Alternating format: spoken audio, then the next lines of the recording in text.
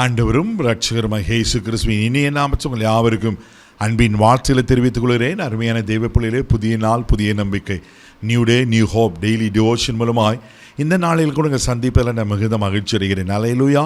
இன்றைக்கு கூட கர்த்தர் நமக்கு கொடுக்கிற வார்த்தை என்ன? ஏசாயா தீர்க்க தரிசன புஸ்தகம் 43 அதிகாரம் 19வது வசனம் கூட வாசிக்க கேட்போம். இதோ நான் புதிய காரியங்களை செய்கிறேன், இப்பொழுதே அது தோன்றும், நீங்கள் அதை அறியீர்களா? நான் வனாந்தரத்திலே வழியையும் அவாந்தர வெளிகளில் ஆறுகளையும் உண்டாக்குவேன். ஆமென். இதோ நான் புதிய காரியத்தை செய்கிறேன். ஆண்டவர் சொல்றார், இதோ நான் புதிய காரியத்தை செய்கிறேன் சொல்லிட்டு அது இப்பொழுதே தோன்றுமா? தெய்வ பிள்ளைகளே, 7 மாதம் கடந்துட்டோம். 8வது மாதத்துக்குள்ள கர்த்தர் நம்மளை கொண்டு வந்திருக்கிறார். ஆமென். 2 நாட்களை பார்த்துட்டோம். இந்த 3வது நாளில் கூட இந்த மாதத்தில் ஏதாவது நடக்காதா அப்படி நீங்கள் கலங்கி கொண்டிருக்கலாம். பயப்படாதீங்க. ஆமென். ஆண்டவர் நம்மளுக்கு வாக்கு பண்ணபடியே உங்களை கீர்த்தியும் புகழ்ச்சியுமாக வைப்பேன்னு சொன்ன கர்த்தர் உங்கள் வாழ்க்கையில் புதிய காரியங்களை செய்து உங்களை கீர்த்தியும் புகழ்ச்சியுமாய் வைப்பதற்கு உண்மையில் வருகிறார். இந்த மாதத்தினுடைய முதல் வாரம், வேலை நாட்களில் முதல் நாள் திங்கட்கிழமை, ஐயோ இந்த 8வது மாதம் எப்படி இருக்கும் கலங்கிட்டு இருக்கீங்களா? ஆண்டவர் சொல்றார், நான் புதிய காரியத்தை செய்ய போகிறேன். அல்லேலூயா. இங்கே சொல்லிட்டு முந்தினவைகளை நினைக்க வேண்டாம், பூர்வமானங்களை சிந்திக்க வேண்டாம். ஒருவேளை கடந்த நாட்கள், கடந்த மாதம் நிறைய பலவீனத்தை பார்த்துருக்கலாம், சோர்வுகளை பார்த்துருக்கலாம், நிந்தை அவமானங்களை பார்த்துருக்கலாம், தெய்வ பிள்ளைகளை இழப்புகளை பார்த்துருக்கலாம். பயப்படாதீங்க.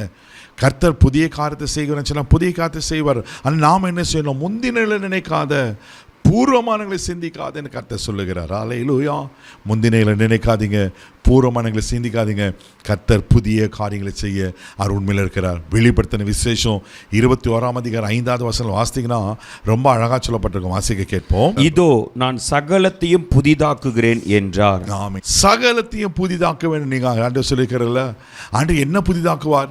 ஏசாயா 43:19 அது கடைசி பகுதி சொல்லப்பட்டிருக்கோம். வண்ணாந்திரத்தில் வழியையும் அவாந்திர வழியில் ஆறுகளை உண்டு பண்ணுவார். அவர் புதுசாக மாத்திரன்னா வண்ணாந்திரத்தில் வழி உண்டாகும், அவாந்திர வழியில் ஆறுகளாய் மாறும். அதுதாங்க புதிய காரியம்.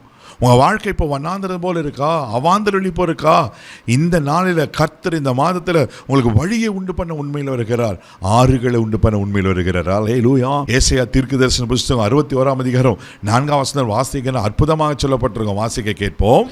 அவர்கள் நெடுங்காலமாய் பாழாய் கிடந்தவைகளை கட்டி, பூர்வத்தில் நிர்மூலமானவைகளை எடுப்பித்து, தலைமுறை தலைமுறையாய் இடிந்து கிடந்த பாழான பட்டணங்களை புதிதாய் கட்டுவார்கள். ஆமென். நெடுங்காலமாய் பாழாய் கிடந்தவைகளை கட்டி என்ன செய்வாங்கன்னா, பாழான பட்டணங்களை புதிதாய் கட்டுவார்கள். புதிதாய் கட்டுவார்கள். பாழாயிடுச்சு, பட்டு போயிற்று, அவ்வளோதான் அப்படி நினைக்கிறீங்களா? பயப்படாதீங்க. ஆண்டவர் பாழானதை, பட்டு போனதை புதிதாய் கட்டுவார், புதிய காரியத்தை செய்வார். இந்த புதிய மாதத்தில் நம்பிக்கையோடு காத்துடுங்க. ஆண்டு நிச்சயமாக பெரிய காரியங்களை செய்து உங்களை ஆசீர்வதிக்க உண்மையில் இருக்கிறார். முந்தினவைகளை நினைக்காதீங்க, பூர்வமானங்களை சிந்திக்காதீங்க. கர்த்தர் எனக்கு புதிய வாசலை திறப்பார், புதிய நன்மைகளை செய்வார். காத்துருங்க. நிச்சயமாக ஆண்டவர்கள் ஆசீர்வதிப்பார். கண்களை மூடி நம்ம செபிக்கலாம். தகப்பனே, உமக்கு நன்றி சொல்லி நம்ம துதிக்கிறோம், ஸ்தோத்திரம்ப்பா. ஆண்டவரே, இந்த வழியில் கூட அப்பா உமக்கு நன்றி. புதிய காரியத்தை செய்கிறேன்னு சொன்ன கர்த்தர், அன்றரை வண்ணாந்தரத்தில் வழியையும் அவாந்தரில் ஆறுகளை உண்டு பண்ணுகிற கர்த்தர், எங்கள் வண்ணாந்தரங்கள் வயல்வெளியாய் மாறட்டுங்கப்பா. அவாந்தர வழிகள் நீர்த்தடகமாய் மாறட்டும். பாழானவைகள் கட்டப்படட்டும். நீர் ஆசீர்வதித்து கனப்படுத்தும் கிருபைக்கு ஒப்பு கொடுக்கிறேன்.